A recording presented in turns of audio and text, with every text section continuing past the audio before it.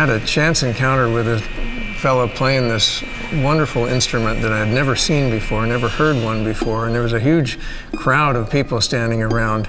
Pretty much just got entranced by the music and the way the hammers danced on the strings, and it was a mesmerizing experience. And we went away actually not even knowing what the instrument was, but had a very vivid picture in my head that I wanted to pursue it.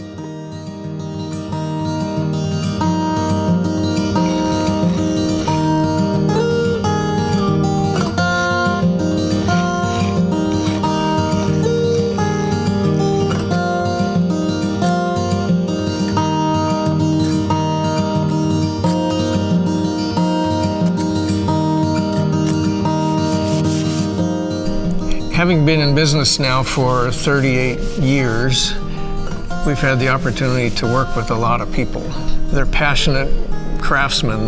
They are doing everything that they can to put in all of the details that we feel are demanded, and really, to be quite honest with you, sometimes we go overboard, and we're doing work that is not altogether appreciated or seen by the customers, but that's what drives people here. It's almost a passion that it has no bounds. And as business managers and owners, we try and dial that back a little bit because we have this need to produce a profit from our work. Sometimes, you know, that just goes.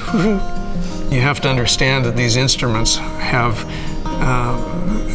1,200 pounds of tension on them. The harps do. The dulcimers are well over a ton of string tension, and really we're trying to make these things last. We want them to last longer than ourselves. We want them to go down the road a long ways, and so that's what we do every day to try and make them more and more robust.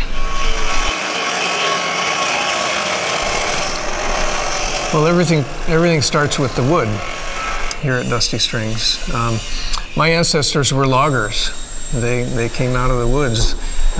They worked in the logging camps of upstate New York and Minnesota. My great-grandfather came out from Minnesota and moved to Astoria, Oregon. He raised his 3 sons, one of which was my grandfather, to be loggers as well, and they formed their own logging company in the 1920s. And so I guess you could say that I've got wood in my blood.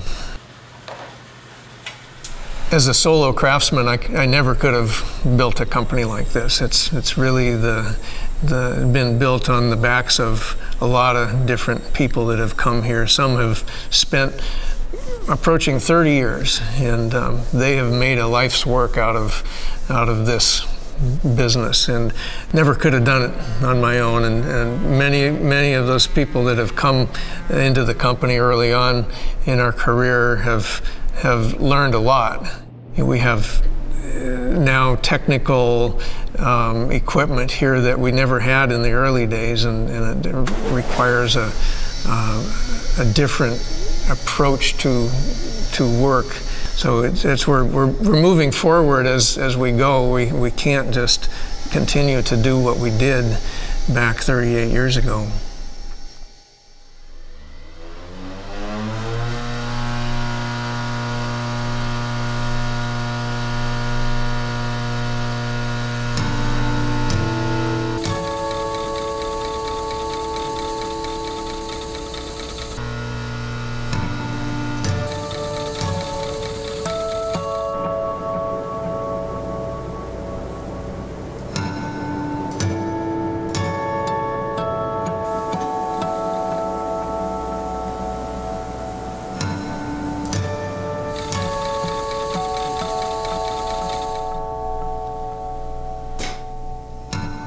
So my desire for Dusty Strings down the road is to have it continue, have it transcend the founders, myself and my wife. We would love for it to continue on and supply employment for craftsmen, allowing them to continue doing this kind of fine work, which it's harder and harder to find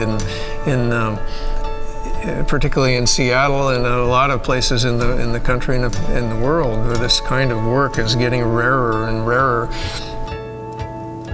I'm extremely proud to lead this group of talented individuals. I love what we've created. I think it's something so unusual that you know, myself and my wife and all of our staff can be extremely proud of what Dusty Strings has become.